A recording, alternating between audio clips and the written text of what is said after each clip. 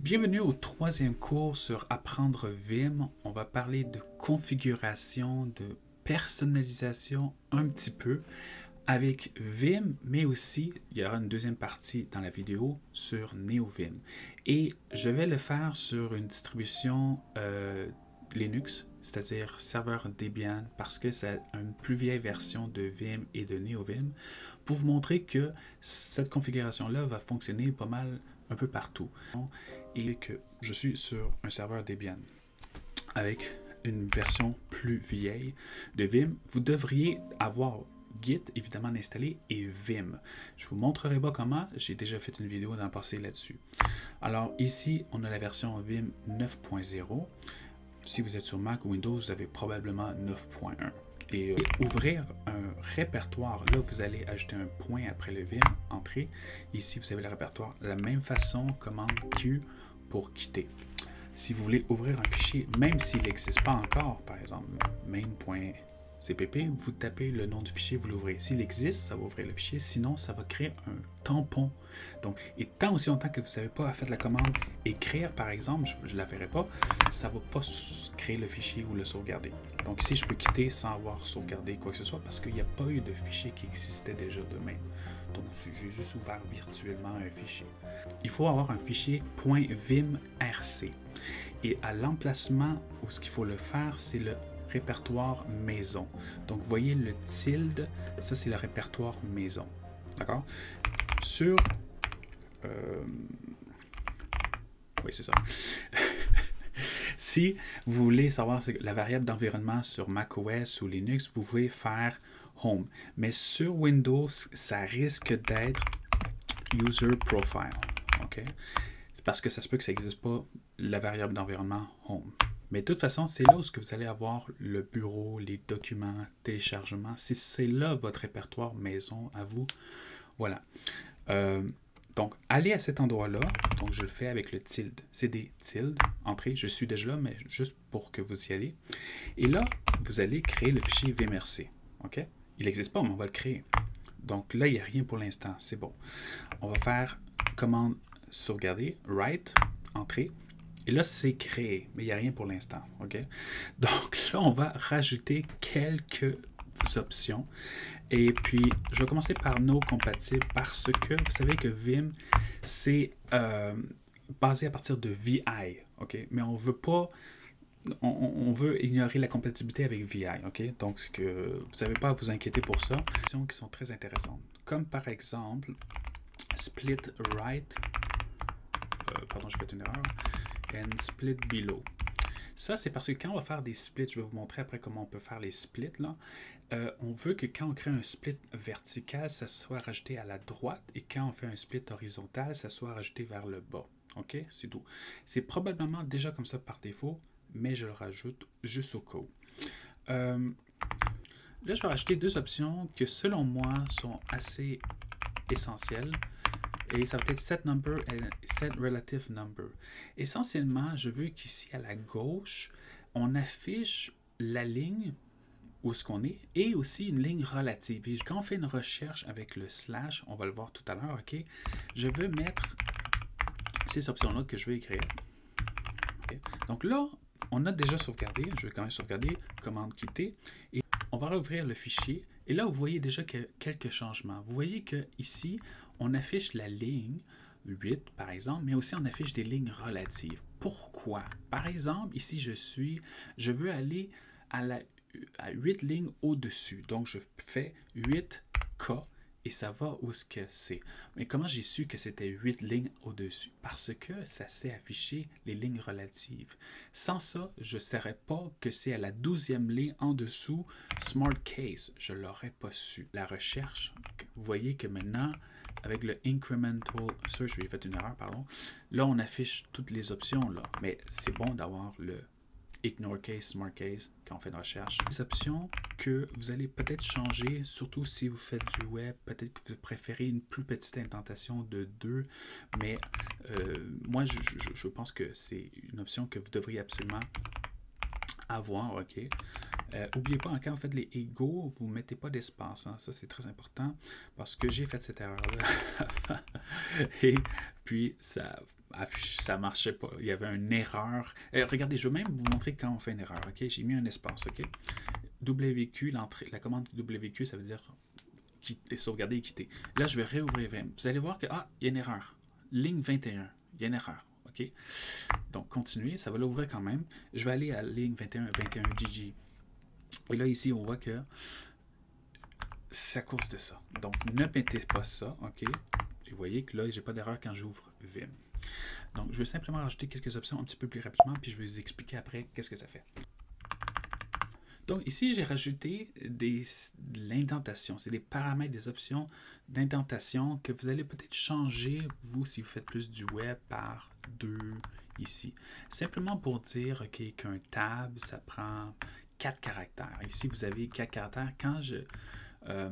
Auto-indent et Smart Indent, c'est très important que quand vous allez, par exemple, créer une fonction ou quoi que ce soit, vous allez vouloir avoir une certaine indentation quand vous appuyez sur Entrée, par exemple. Okay? Je vais faire un exemple ici. Je ne pense pas que ça va fonctionner, mais on va essayer. Je vais faire ici. Vous voyez, j'ai fait Entrée. Ça a ajouté une indentation de 4 caractères. Je ne sais pas si vous avez vu ici. 4 caractères.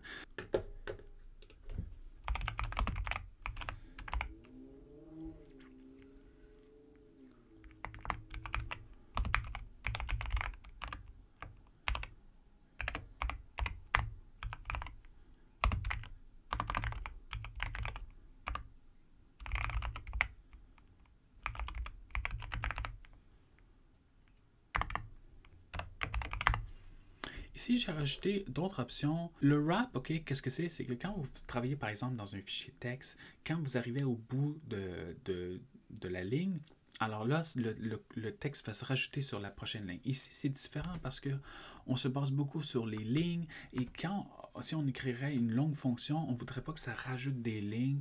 En tout cas, pas tout le monde qui voudrait forcément que ça se rajoute des lignes quand on dépasse justement ici la fenêtre là, de Vim quand on écrit une longue fonction.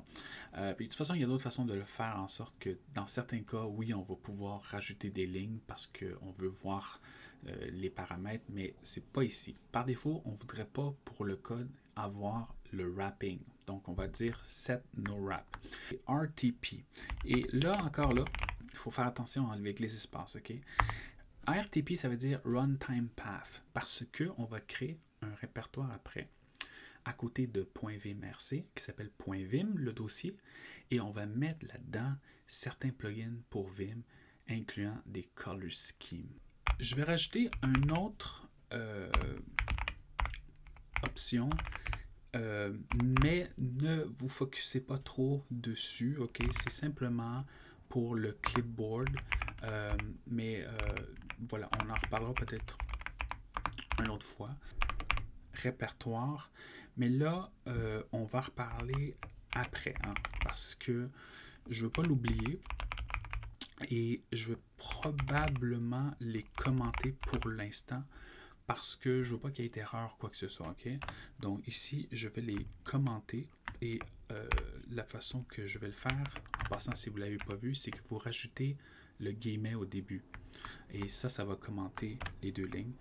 Ça va être une variable globale. Vous voyez, letG 2 points et elle s'appelle mapLeader. OK? Égal. Et là, on peut mettre un espace ici avec le égal. OK? Et là, on va faire apostrophe et on va mettre un espace. Ça, c'est pratiquement ce que tout le monde utilise comme leader key, espace. OK? Voilà. Je vais quitter, je vais réouvrir. Il n'y a rien de spécial pour l'instant qui se passe. Voilà.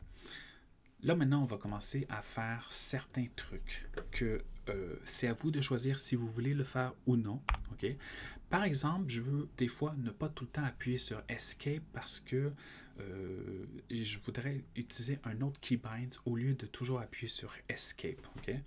Et je vais le définir de cette façon-là. J'appuie sur JK rapidement et je veux que ça produise un escape, c'est-à-dire retourner en mode normal, d'accord? Et je vais vous expliquer dans quelques secondes, ok, qu'est-ce que je suis en train de faire, ok, ici. IMAP, ça veut dire que je veux mapper cette séquence de touches-là dans le mode insertion Et VMap, c'est dans le mode visuel. Donc, quand je suis en mode normal, je ne veux pas appuyer sur Escape pour être en mode normal. Je suis déjà en mode normal. OK? Et on va le tester. Ici, si je fais déjà JK, il n'y a rien qui se passe. En fait, je me déplace en mode normal. Il n'y a rien qui se passe. Ici, je suis en mode insertion, mais là, je suis en train d'écrire. C'est pas ça que je veux. Alors là, je vais appuyer sur Escape pour l'instant, sauvegarder, quitter, réouvrir. Et là, maintenant, je vais aller en mode insertion. Je suis en train d'écrire quelque chose. Puis là, je veux retourner en mode normal. J'appuie sur JK rapidement. Et là, je suis en mode normal. OK? Et j'aurais pu le faire aussi en mode visuel ici. Je suis en train de faire quelque chose. J'appuie sur JK. Je suis revenu en mode normal. OK? Donc, vous pouvez mettre autre chose que, vous savez, quand vous voulez incrémenter un nombre, si vous avez vu les slides du premier cours, OK, je vais écrire quelque chose ici. Je vais écrire 12. Si vous voulez incrémenter ceci, vous allez devoir appuyer sur CTRL-A. Vous voyez, je suis en train d'augmenter le chiffre. Et si vous voulez le décrémenter, vous appuyez sur CTRL-X. Personnellement, ce n'est pas intuitif pour moi. Donc, ce que je fais, et ça, c'est en mode normal. C'est important que vous compreniez ça. C'est en mode normal. Donc, mode normal, je veux remapper. Donc, c'est pour ça que j'ai mis le N. Je veux dire que quand j'appuie sur plus, simplement sur plus, OK? Alors là, ça va faire le CTRL-A. OK? Donc, je ne change pas le fait que quelqu'un peut appuyer sur CTRL-A. Ça va fonctionner. Je veux une autre façon de faire CTRL-A qui est plus intuitif pour moi. Donc, voilà. Ici, je vais faire CTRL-X si je ne me trompe pas. Oui, c'est ça. Donc, on va se regarder, on revient. Et si je vais à la fin, que je vais taper un chiffre et que là, j'appuie sur moins, ça décrémente. Si j'appuie sur plus, ça incrémente. Que je veux dire, regarde, je veux utiliser le leader key, OK? Et là, quand j'appuie sur SV, donc leader, espace, SV, qu'est-ce que je veux qui arrive, OK? Et je vais faire CTRL-W, V. C'est une façon de faire le split vertical. Et puis, voilà, je vais juste ici le répéter. Je vais faire remplacer par H. Et puis, sinon, si c'est avec le S, ça c'est le split horizontal. Et puis, on va en rajouter un autre. OK, que quand je vais faire leader SI, OK, que ça va égaliser. C'est important, le leader key, OK? Donc, espace SV, je fais un split vertical. Espace SH, horizontal. Et là, pour l'instant, on peut utiliser notre souris, OK? Non, peut-être pas ici. C'est vrai parce qu'ici, c'est sur un serveur, puis j'ai pas installé la souris ou un truc du genre, OK? Mais là, il nous manque quelque chose par contre dans les splits, et ça va être de fermer un split, d'accord? Donc, on va ici appuyer sur X. Moi, j'aime ça mettre X pour fermer, par exemple. Et là, pour faire un split, ben c'est ça, on va faire close. Ah oui, donc, quand on faisait une commande avec le 2 points, comment on l'écrit ici? Dans le mappé, on va écrire commande. Et là, on va faire close. Et là, pour entrer, on va mettre CR, split SV pour faire un split vertical, et leader SX pour fermer. Donc, pratiquez-vous. SX, espace SX, on ferme les splits. Donc, déjà là, on est color scheme. Et en passant, si vous voulez changer de color scheme, vous allez faire la commande color scheme, espace, appuyez sur tab pour avoir les options. Vous avez par exemple dark blue. Mais vous voyez que c'est pas vraiment les plus beaux color schemes qui existent. Hein? Il y a quelques options qui sont importantes selon moi. Précisez que je veux utiliser dark mode. Ok, c'est pas trop important ça. Et puis je veux activer la syntaxe par défaut. Avant, ça avait enlevé la syntaxe. Là, je veux l'avoir la syntaxe. Ok. Et puis aussi de dire que le terminal, je vais utiliser 256 couleurs. Et ça, je vais seulement l'utiliser dans Vim parce que le color scheme que je vais utiliser dans Vim, ça va être pour 256 couleurs. La plupart des terminaux devraient supporter 256 couleurs. Par contre, ce n'est pas tous les terminaux qui supportent True Colors. Et ça, on va le voir après plus dans NeoVim. Je vais sauvegarder ça ici. On va le Attendez, j'ai fait une erreur apparemment. Aucun élément de syntaxe. J'ai fait syntaxe égale, mais c'est syntaxe espace on. Donc c'est un petit peu weird comment ça fonctionne, mais bon, voilà. Regardez, là, on a rajouté la syntaxe qu'on avait au début. Ajouté un color scheme manuellement à partir d'un répertoire, de mon répertoire de .files, dans un autre répertoire sur votre machine. Comme ça, vous allez pouvoir l'utiliser sans que je vous montre les plugins encore. Comme ça va être beaucoup plus simple. Et ça va être justement, c'est important ça par contre, que ça soit un color scheme avec une palette de 256 couleurs. Pas True Colors, parce que là, je l'ai mentionné avant, dans les options, on va utiliser 256 couleurs. Un directory qui s'appelle .vim dans le répertoire maison, hein, c'est important. OK? Et je vais même préciser -p parce que je veux aussi créer colors. .vim et à l'intérieur, il y a colors. Et là, je vais copier un fichier à partir de mes .files que j'ai déjà ici. Et c'est dans Color Scheme, je pense. Darkula, Colors. Attendez. Oui, Darkula. C'est quoi après? C'est Colors. Puis après ça, c'est Darkula Vim. Et je veux le copier dans .vim, Colors, Darkula.vim. OK. Maintenant, on va ouvrir vim.vimrc. Et là, je vais taper Color Scheme. J'ai l'option Darkula. Et là, vous voyez, c'est le color scheme qui est utilisé dans JetBrains, CLion ou peut-être Java, je ne sais pas trop, qui s'appelle Color Scheme Darkula. Je pense que je l'ai bien écrit, mais là, c'est important que ça soit déjà installé à l'endroit spécifié. Sinon, vous allez avoir une erreur, il va dire, je ne sais pas de quoi tu parles, ça n'existe pas. Donc, c'est très important que vous l'ayez mis au bon endroit et que vous avez spécifié ici que va voir dans ce dossier-là aussi, j'ai des colors. OK? Donc, c'est très important. Donc, je vais sauvegarder, quitter. Je reviens et là, vous devriez l'avoir à chaque fois que vous l'ouvrez Vim, le color scheme. OK? Donc là, on a déjà quelque chose de très bien. Regardez, on va faire un truc. On va créer un fichier main.cpp. Voilà, in main. Char RGC, pardon. Ah non, je me suis trompé. in jar RGC avec le char RGV, voilà, ici, et puis return 0. Ici, il y a un petit truc qui était comme un petit peu weird, là, mais on peut déjà commencer à faire quelque chose de très intéressant. Je ne vais pas le sauvegarder, donc commande Q, exclamation, je ne vais pas le sauvegarder. Là, on va spécifier l'endroit où que ça se trouve. Là, ici, qui est un peu étrange, c'est du Vim script. Même moi, je ne sais pas trop pourquoi ça s'écrit de cette façon-là, mais c'est très important ici de spécifier que les plugins vont se trouver à cet endroit-ci. OK? Et je crois qu'on l'a rajouté aussi, oui, c'est ça, on l'a rajouté ici, vim.vim plug vimplug. Et pourquoi? Parce qu'on va utiliser vimplug ici, avant même que les plugins soient installés, sans trop rentrer dans les détails, je vais rajouter simplement pour le moment un plugin, OK?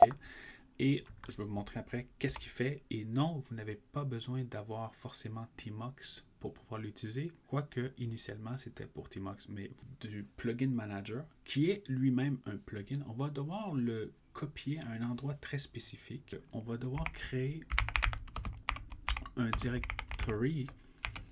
Premièrement, il y en a un que j'ai oublié de créer, OK? Et c'était undo dir. Bon, voilà. On va devoir créer un directory qui s'appelle plug et on va créer un autre qui s'appelle autoload. Donc, répertoire de vim plug, plug.vim. Et là, je veux le copier justement dans vim autoload plug.vim. On va juste comme ça, sans rien. Et là, vous voyez que vous avez plug dans les commandes. Et là, ce qu'on va faire, c'est qu'on va dire plug install.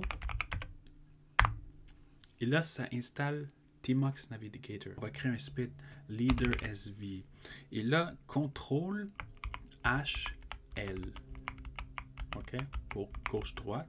Je vais faire leader SH pour un split horizontal. CTRL JK. Vous voyez? Donc là, je peux naviguer à l'intérieur de Vim. Et si vous avez Tmux, vous allez pouvoir aussi naviguer avec Tmux, mais il va falloir aussi installer un plugin dans Tmux. Mais ça ne fait pas partie du cours d'aujourd'hui. C'est à vous d'aller chercher. Mais ça, c'est déjà un plugin qui est génial. Là, je vais rajouter d'autres plugins qui sont très, selon moi, essentiels. OK? Par exemple, Tpope Vim Commentary. Voilà. Et puis là, je vais faire delete tout ceci. Et puis ici, je vais faire change inside. Et puis, je vais rajouter, par exemple, Tpope, Vim Fugitive. Et puis, je vais en avoir d'autres plugins Vim qui sont, selon moi, assez importants.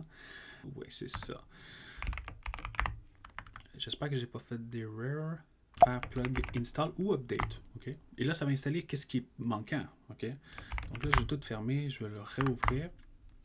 Et là, je ne sais pas si vous avez vu qu'il y a une différence ici. Là, on est capable de voir est-ce qu'on est dans le mode normal ou insertion ou bien on est dans le mode visuel. Là, ici, ça ne s'affiche pas trop bien ici. Il va falloir que je regarde pourquoi ça s'affiche de cette façon-ci pour commenter une ligne. Juste ici. OK? Ou appuyer encore pour uncomment. Si vous voulez, par exemple, commenter le paragraphe, vous allez utiliser les motions GC around paragraph. Donc, GCAP. OK? Et sinon, vous faites encore pour toggle. Ça, c'est un exemple. Ou bien, sinon, vous allez en mode visuel, ici. Vous sélectionnez n'importe quoi et puis vous appuyez sur GC. Personnellement, pour moi, c'est pas trop intuitif de taper GCC, c'est trop. Donc, ça, c'est personnellement. OK? Qu'est-ce que moi, je mettrais? Mode normal et mode visuel. Et puis, voilà. Ça va appeler GC ou GCC, mais je vais utiliser la lettre Z. Et vous allez voir que ça veut, en tout cas, c'est pour moi, personnellement, c'est beaucoup mieux. Vous allez voir que ça fait plus de sens. Par exemple, je vais commenter cette ligne-là, ZZ. ZZ. Je veux commenter ça, ZAP. ZAP. OK? Je veux aller en mode visuel. Je vais faire ça. J'appuie seulement sur Z. OK? Undo. U. OK? Et vous devez aller voir la configuration, le GitHub, la documentation pour savoir qu'est-ce que vous devez écrire, OK? Pour spécifier qu'est-ce que vous voulez utiliser, par exemple, comme le thème ici. Et sachez que ça, c'est des variables globales. Ça va, même si vous n'avez pas le plugin, ça ne va rien casser parce que c'est juste une variable que vous avez définie. Par contre, le plugin, lorsqu'il, lui, va être installé et en marche, il va regarder si vous avez défini cette variable-là globale. Un fichier comme vimrc. Et vous voyez ici qu'on a le status bar. Par contre, il y a certaines erreurs ici et ça pourrait être à cause que j'utilise ici SSH ou il y a peut-être une raison pourquoi ça ne fonctionne pas. Parce que oui, moi, sur l'ordinateur que j'utilise en ce moment, j'ai les Nerd Fonts. Mais par contre, sur le serveur, je n'ai pas installé le font, il me semble. Donc, il n'est pas capable d'afficher les icônes.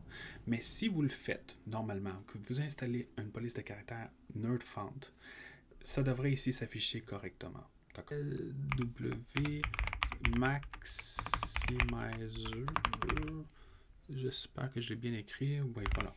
Et puis, je vais le rajouter ici. Ah non, pardon. C'est pas ici que je dois le faire. Vim Maximizer, c'est que lorsque vous avez les splits, parfois vous dites, bon, je veux l'avoir sur tout l'écran, par exemple. En tout cas, la taille du terminal, temporairement. parce que, bon, je veux garder les autres actifs, mais je veux juste voir ça un peu plus gros parce que je ne vois pas tout le code ou quoi que ce soit. Comment est-ce que je fais pour le maximiser, le split ou le pane, peu importe comment vous l'appelez? Eh bien, avec ce plugin-là, vous allez pouvoir le faire, mais vous allez devoir ajouter un keybinds. C'est un peu compliqué à expliquer, mais des fois, il peut y avoir des problèmes de récursion. Et je ne veux pas de problème de récursion, donc quand on fait SM, je ne veux pas que ça appelle autre keybinds ou quoi que ce soit.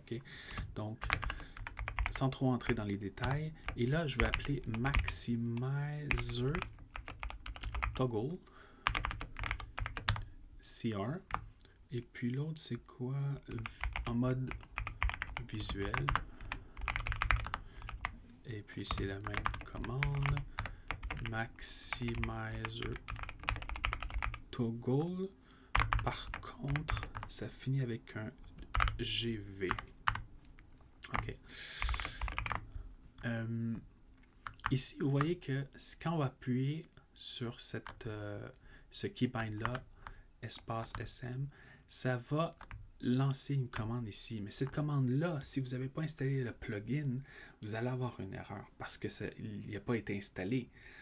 Mais ici, c'est seulement, il n'y aura pas d'erreur parce que vous n'êtes pas en train d'appeler dans ce script-là une fonction. Vous dites simplement, je veux que tu mets ce texte-là comme commande quand je fais ce keybind-là. Mais il faut que ça existe quand vous allez le faire, cette commande-là, le plugin qui soit installé, sinon ça ne va pas bien marcher. OK? Donc là, je vais sauvegarder, quitter. Je vais relancer, je vais faire plug install. Oups, ici, ça va l'installer. Je vais quitter, je vais revenir et on va vous le montrer. OK, je vais faire un split. Puis je vais faire un autre split ici.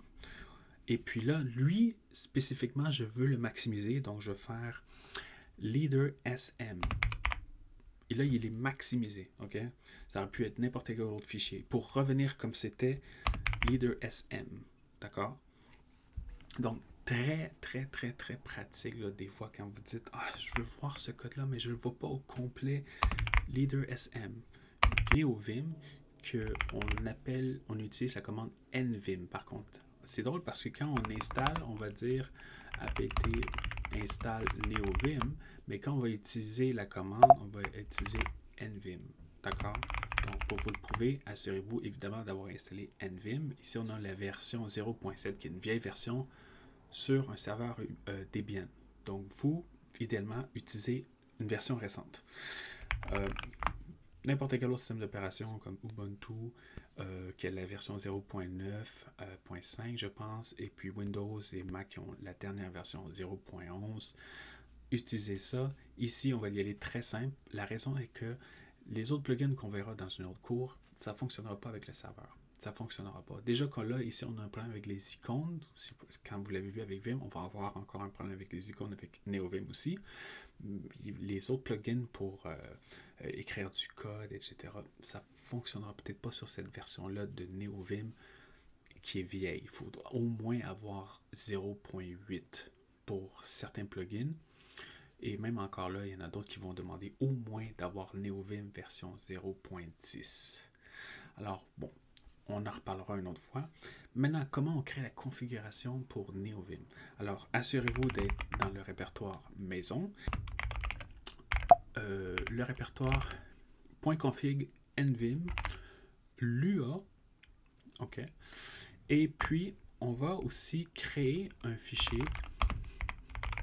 là ça c'est très important, qui s'appelle init.lua à l'intérieur de .config nvim.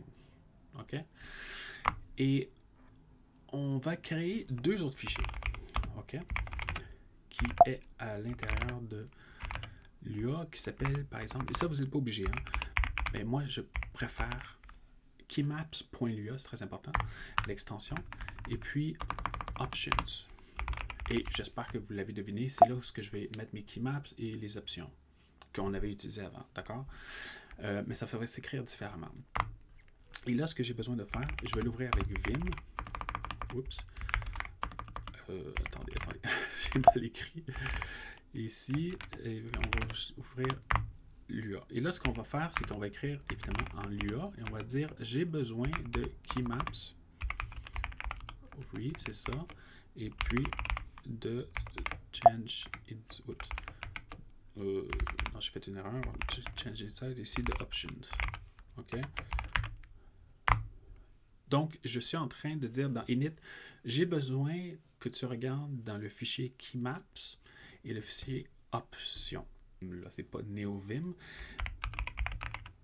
Vous voyez qu'avant, on avait dit Vim, on avait écrit syntaxe égale on. Ici, c'est Vim option, syntaxe égale on. Dark mode, on avait écrit background égale dark. Ici, on va être... C'est un petit peu étrange comment ça s'écrit, hein, certains trucs. C'est OK que vous allez... Ça, en passant, c'est un commentaire. Dash, dash, OK, tiret, tiret. On n'a pas encore ajouté au bon endroit le color scheme. On l'a rajouté à un endroit pour Vim. Mais NeoVim, c'est à un autre endroit. Oui. De toute façon, parce que...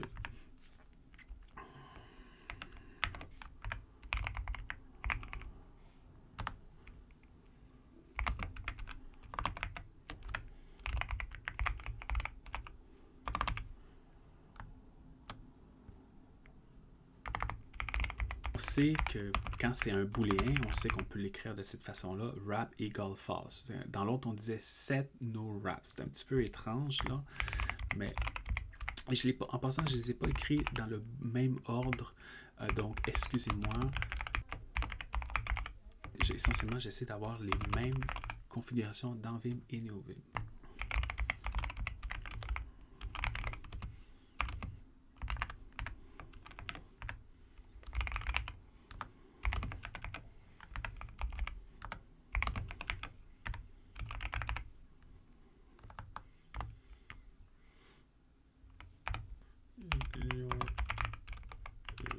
Nuance, différence, mais la plupart des options Vim vont s'écrire de la même façon.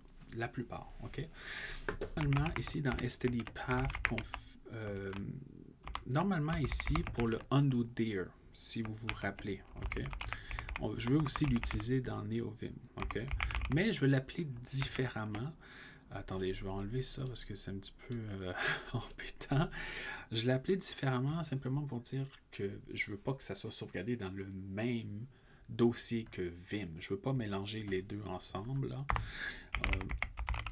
Et puis ici, undo file equal true. Et normalement, certains vont vous dire d'écrire ici, par exemple, la variable d'environnement home. Ici. Sauf que ça ne va pas bien fonctionner sur Windows, si je ne me trompe pas.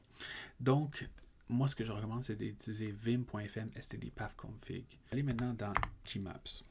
Dans Keymaps, c'est évidemment le leader. C'était simple à écrire dans Vim. Ici, ça va être un petit peu plus compliqué, mais inquiétez-vous pas, on va vous expliquer. Je vais simplement commencer par en écrire un, puis vous allez après comprendre, je pense, qu'est-ce que c'est.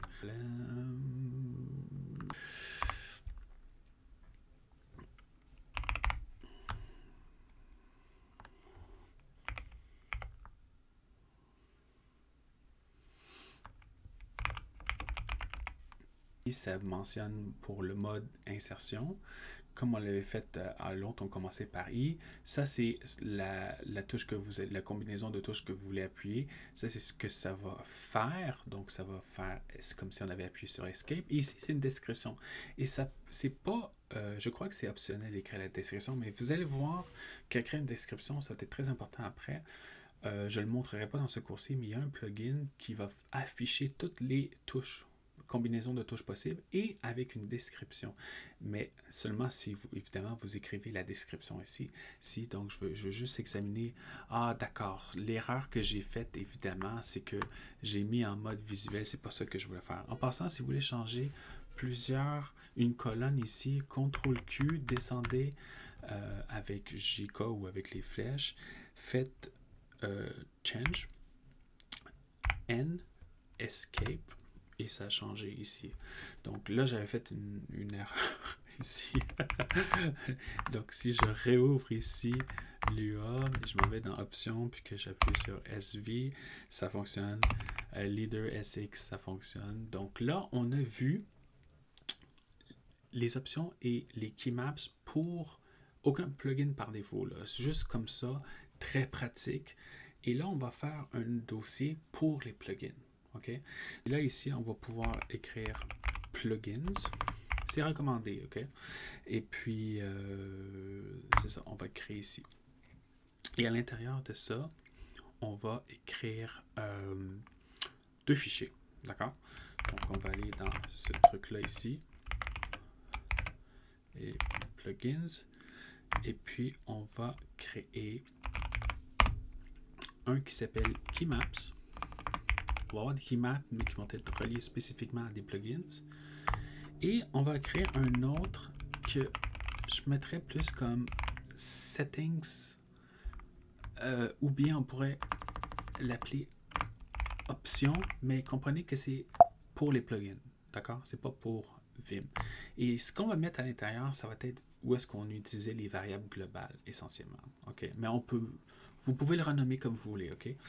Donc, si vous vous rappelez, donc, on va l'écrire comme les autres.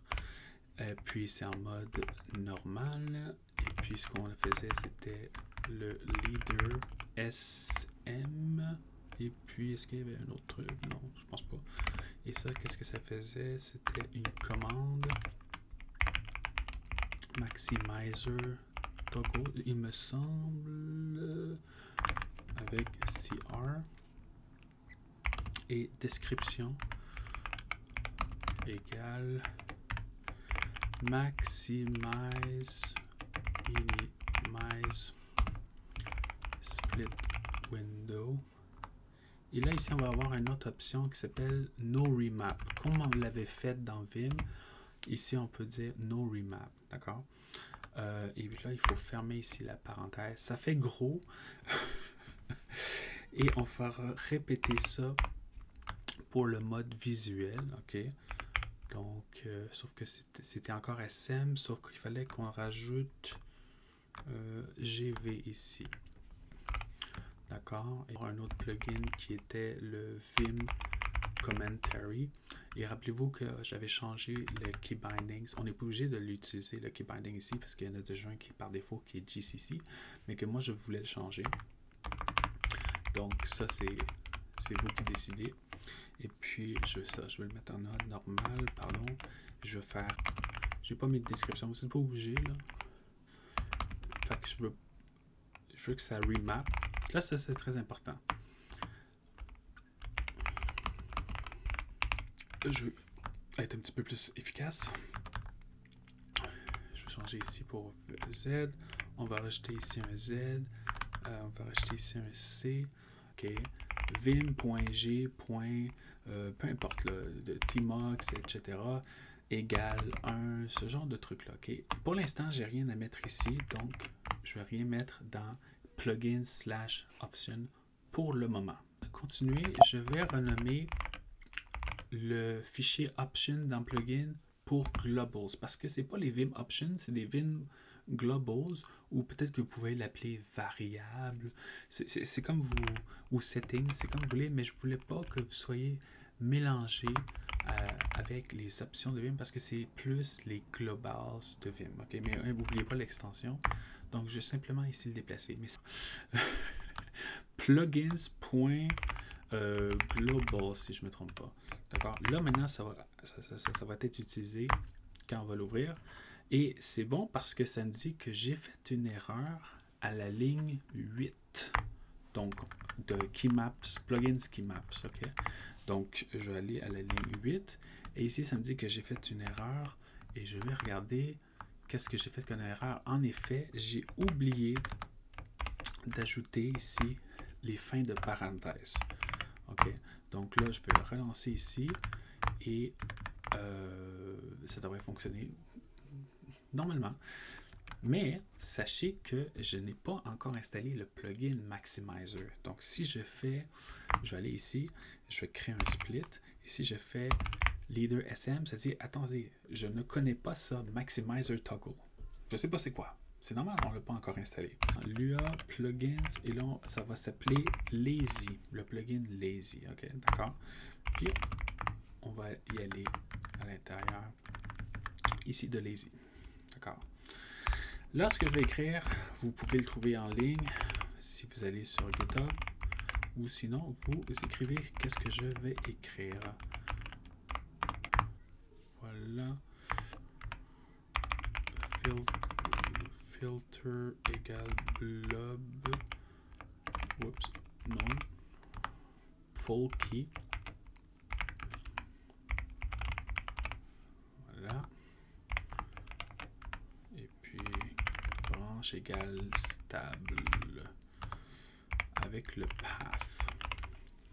Donc, faire ce qu'on appelle un setup ici.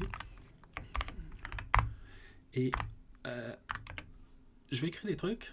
On va écrire le minimum parce que vous allez voir que ça risque de s'agrandir. C'est là où vraiment c'est la partie la plus compliquée, je vous dirais. Alors, ajouter ici une propriété qui s'appelle spec. Et puis là, vous voyez, vous allez voir comment on va l'écrire, ce que vous allez pouvoir ajouter ici. Mais pour l'instant, un plugin très simple comme ça, on va le rajouter. Plenary, c'est un plugin qui est utilisé par beaucoup d'autres plugins. Donc, rajoutez-le. Ne vous posez pas trop de questions. OK? Et puis, on va en rajouter des plugins. Ne vous en faites pas. Inventory Vim Maximizer, qui est un très bon plugin. Maximizer. Puis il n'y avait pas vraiment besoin de quoi que ce soit d'autre comme configuration, fait que c'est bien. Un avec ou sans l'autre. Ici, il va y avoir des plugins qui vont dépendre de d'autres plugins, vous allez voir. Alors, pour l'instant, je vais simplement rajouter les plugins que je recommande au minimum d'avoir là, ici. Donc, T-Popes, encore là, c'est le même plugin, hein? C'est le même plugin qu'on avait, puis on a besoin de le faire aussi parce que sinon, GCC, ça ne va rien faire. Vous savez, quand on a fait le keybinds pour commenter, GCC, sans ce plugin-là, ça ne va rien faire. Pour la plupart par défaut. Je vais rajouter aussi d'autres paramètres qui sont pas vraiment essentiels, OK? Mais juste pour vous laisser savoir qu'il y a d'autres paramètres que vous pouvez utiliser, évidemment, à part specs. Mais par contre, celui-ci va être important. Install missing, je veux dire, oui, je veux que tu installes les fichiers qui sont manquants. Vous pourriez ignorer ceci, là. OK, mais je change par exemple là, la grandeur, OK, parce que vous allez voir que le plugin Lazy va avoir un menu. Donc, je suis en train juste de changer un petit peu le menu, mais ça, c'est vraiment mes préférences, là. Vous n'êtes vraiment pas obligé de prendre mes configurations. Donc, et je veux le centrer, mais vous pourriez dire, je veux le mettre à la gauche, à la droite, là. Ça, c'est qu'on le met, checker ou bien change detection.